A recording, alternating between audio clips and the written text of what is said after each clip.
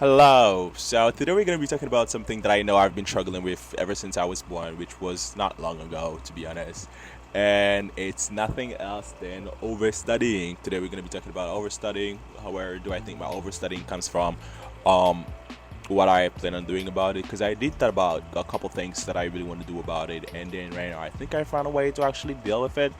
So we're just going to be talking about that. So you're here for a really long ride, and let's start.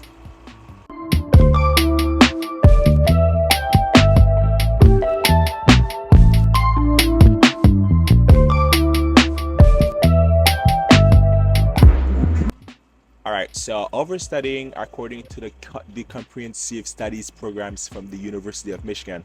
I'm not doing this because I think it's like a pseudo study or maybe a pseudo articles, but it's just kind of like to let my mind know that I've got this thing from the internet and I gotta double check like where it is coming from. Is it really where I think it's coming from? So it says that overstudying is a phenomenon where you can study too much. It's called overstudying, of course, because you think you are doing the right thing, then your body just physically can take it and it breaks down. This I didn't know about it, but I kind of like subdivide the main definition that I just told you guys into three sections. The first one is a phenomenon where you phenomenon, not phenomenon. I'm talking French and English at the same time. Like the first section or the first subdivision that I did was it's a phenomenon where you study too much. That I relate to because it's pretty much like, hey, nothing is actually enough. You need to know everything, or at least for me. And the second branch is you think you're doing the right thing, which is technically my thought process too when it comes to me overstudying. Because if I'm not studying, what am I doing? That's the right thing to do. The right thing to do is studying to the point of you overstudy because you're trying to get prepared for this specific exam that you're trying to pass. That's my thought process. And then your body just physically can take it and breaks down. Well, that I really never felt it. Well, I'll take this back. I could have felt it before, but never really be pay attention to it because I just thought that it's a part of the process. But right now, I kind of like relate a little bit more when it comes to your body being physically not able to take it anymore, and the breaks down. I really don't know what that meant because this is really subjective, to be honest, and it will change from person to person. So that's pretty much the definition of the subjectivity. So yeah, that was the definition for you. Alright, so where do I think my overstudying habits come from? So for those who don't know, I'm from a very strict religious Catholic background, and I've never actually put so many words to describe something in a sentence. But it's kind of like give a big picture of what was my environment growing up and how can help you guys understand a little bit better what am I gonna be talking about, or maybe what am I gonna discuss. So it's really strict. Like you gotta do things in a specific set ways or in a specific ways that has not been designed by you but by people, adults who knows better. I was about to say that you would think they know better because sometimes it just doesn't work, but I'll just say who knows better because my whole point on this video is just reflect on it, not to be critical about it, to be fully fair.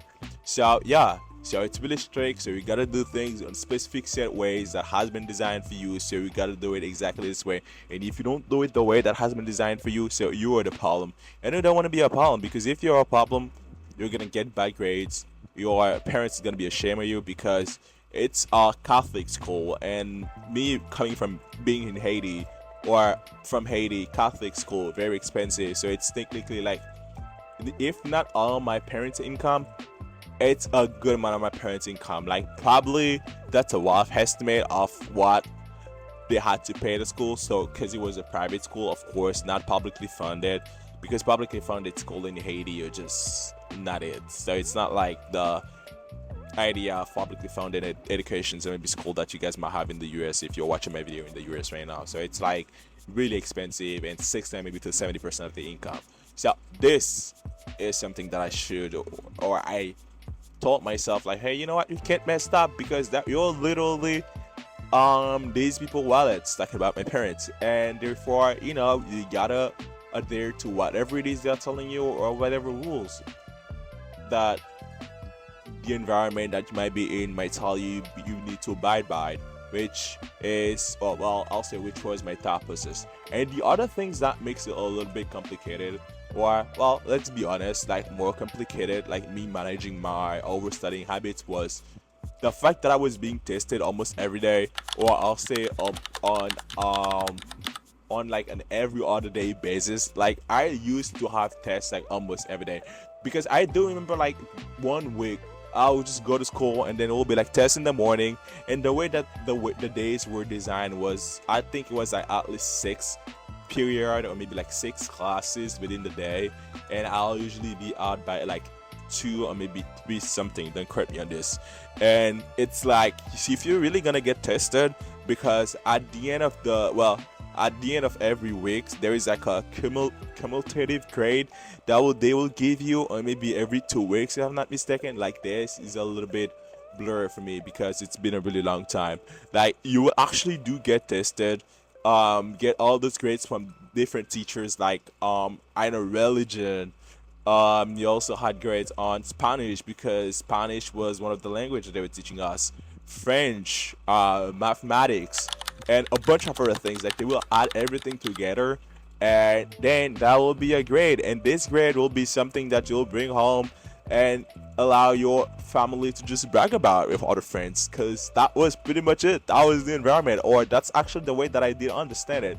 But later I kind of like develop another, I'll say thoughts, or maybe another idea when it comes to me being tested every day, because I do feel like it did help me to go to way much more easily what I'm going through right now, which is me being in nursing school, because the bar has been set really high.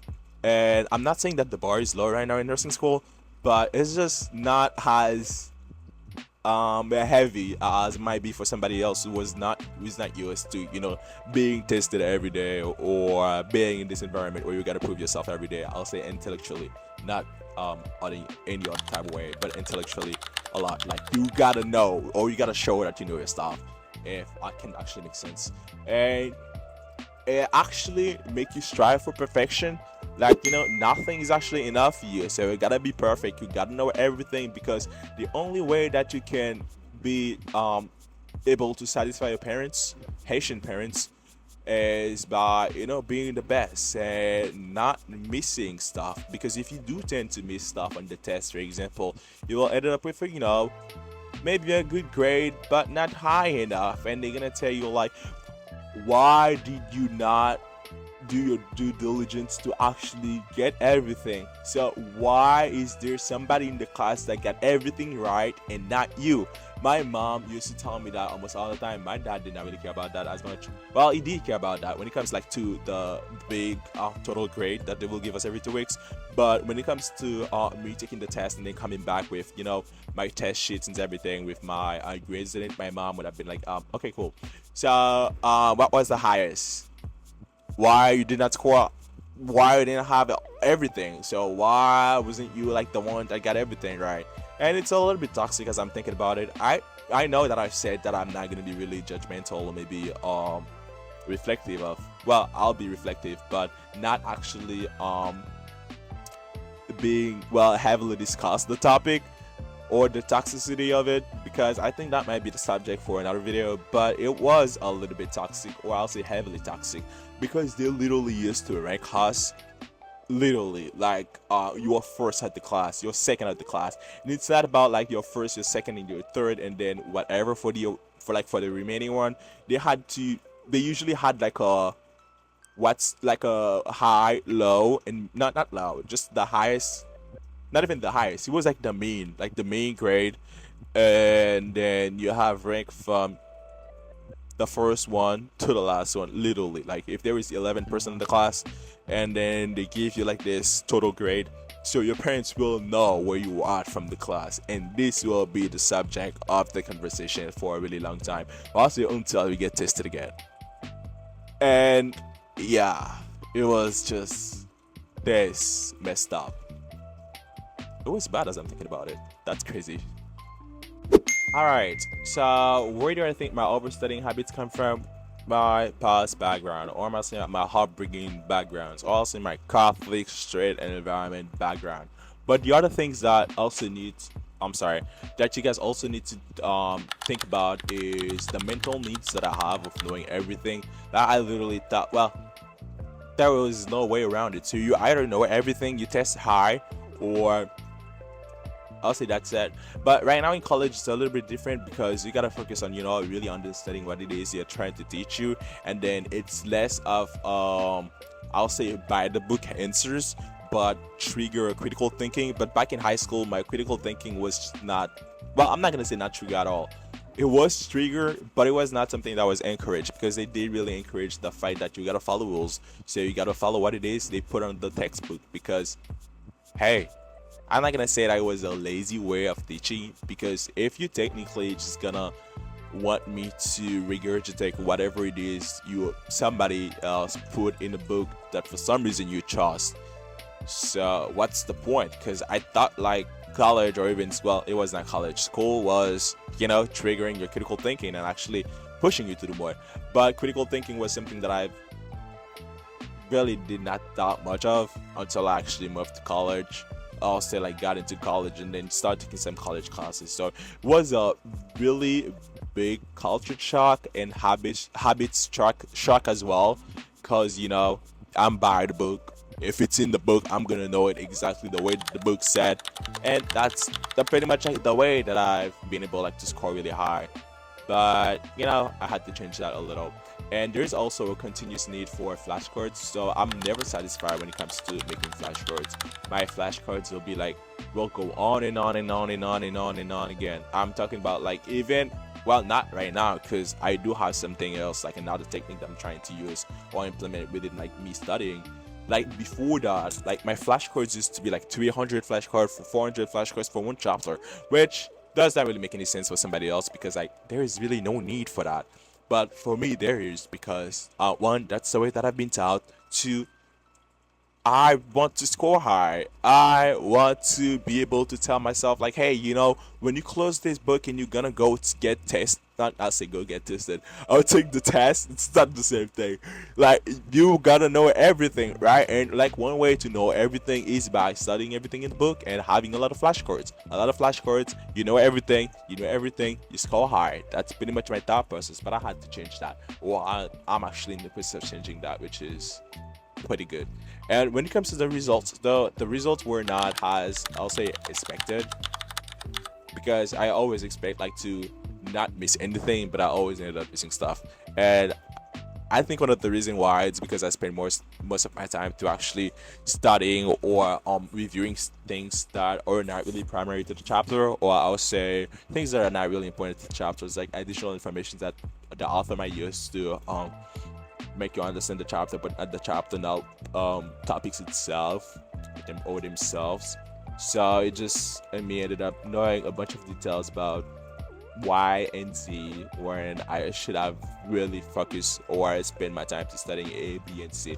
And the other thing is I never actually fully study my flashcards, or I never actually go through all my flashcards. So you have on my flashcards, the way that I state, like really important information that I actually need to know in order to test high or not miss anything. And then you also have informations that are just like, additional informations, and it's just like a big mix. And when you're studying like that, so you don't really know what you're taking from the mix, so you're taking the mix, you gotta take time to actually get used to what it is you're studying. And the fact that I've never actually done it with my flashcards just means that I've never actually know what I need to know to score high, because some of the most critical things could have been at the end of the mix that I've never actually ended up studying before the exam, but I was just studying, which kind of makes sense a little and makes me understand a little bit like why I'm not scoring as high I want to score.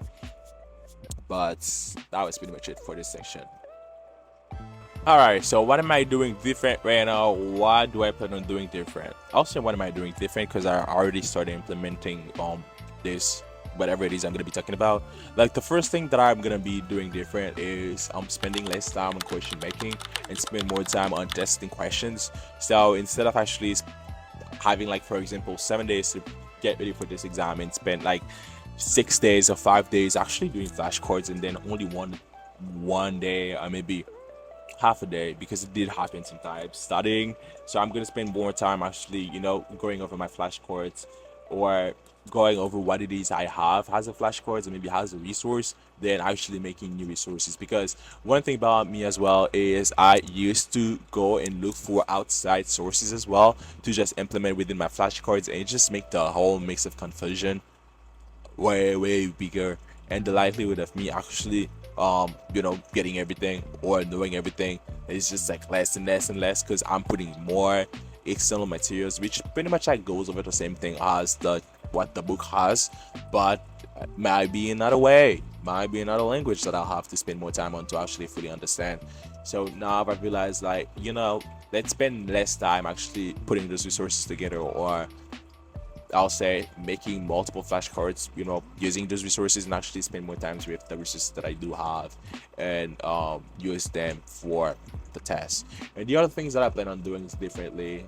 I'll say it's like two main things. Like the first one is, well, I'll say let's do it like a general way, and then I'll describe it. Like the first way is when I do have something to study. So I have two decks. So I have a must deck. A must means that I must know these informations before I get tested or before I do anything related to chapters. So I need to know these information. And then I have the general deck, or the gen deck, which is general informations with really critical informations within it, and also additional informations. The reason why I decided to do such a thing or do it that way, it's because I wanna make sure that I have all the basic information, or also the basic knowledge, whatever the topic is, and I think I can achieve that by having the deck separate and making sure that I go over this deck and I'm not missing out anything. And then having the luxury or maybe the time to just like go over the general deck and not feeling guilty, because I should pretty much get everything down, or at least 90% of the things down by the must deck, because the must deck is like all the main important informations. I usually made it out of, well, not I usually made it, because it's not the first time that I'm doing it. So I made it out of the summary that I found at the end of the book. Like when you're at the end of the chapter, like when you have a chapters, and then you have like some summary of like these are the main things, or it outlines the chapters with like those important information that you gotta know, that you must know. So I'm just gonna be starting these first, and then it's gonna be shorter, which is pretty good. It's straight to the point, it's focused, so I really don't have like to be a little bit like, oh my god, that's draining, because it's really short. It's like 72 questions instead of like 100 something questions.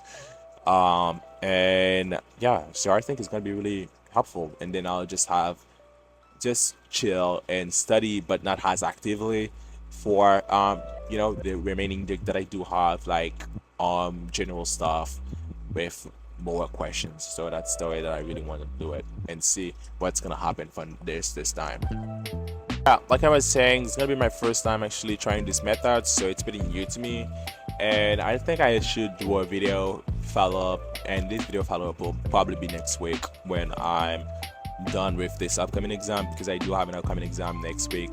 And that the methods that I just talked about in this video was the method that I'm using, right, that I started using like I'll say 2 or maybe 3 days ago. So I'm putting everything together, like flashcards and stuff like that. Flashcards is done already, which is pretty crazy for me. My flashcards is done.